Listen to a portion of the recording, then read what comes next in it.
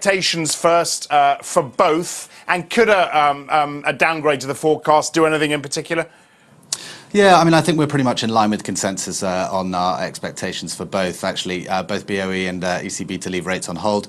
We will be watching President Draghi's speech with sort of statement with a bit of interest. But for us, I think probably the main monetary policy event comes tomorrow with the non-farm payrolls report. Non-farm payrolls, what are your expectations? Yeah, I mean, again, we're not too far away from consensus on this. I think it'll be interesting to see how the market reacts, with the Fed having linked policy so explicitly to the unemployment rate. The fear spreading over the last couple of weeks has been that we're about to see the sort of monetary punch bowl removed from our clammy grasp. So I guess, it's going to be interesting to see how markets react. And how do you think they'll react? I know you feel that we're in for a bit more of a run-up in the equity market.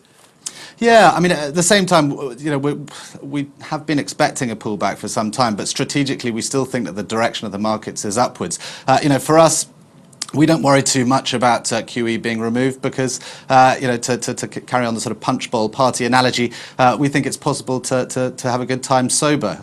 It's unlikely that might sound. These equity markets for us are founded on far more solid foundations than just monetary policy. Okay, so.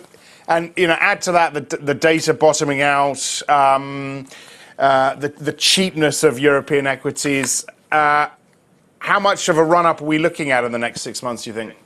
Yeah, I mean, I think from European equities have lagged US equities, so far this year a little bit. And like you say, it does feel like the data is just starting to take on a slightly rosier tone. I mean, obviously at a much lower level than the rest of the world. But yeah, I mean, I still would expect that we could get see at the year end double-digit returns from European equities.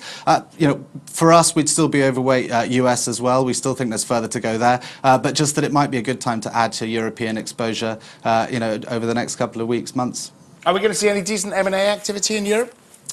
Yeah, I mean, it's still not sort of really livened up, and the problem for us in the banking community is that we've all been predicting rising M&A for the last 5 years, haven't we? Really, so I don't know if we've lost a bit of credibility on that front, but certainly, the conditions look right for it.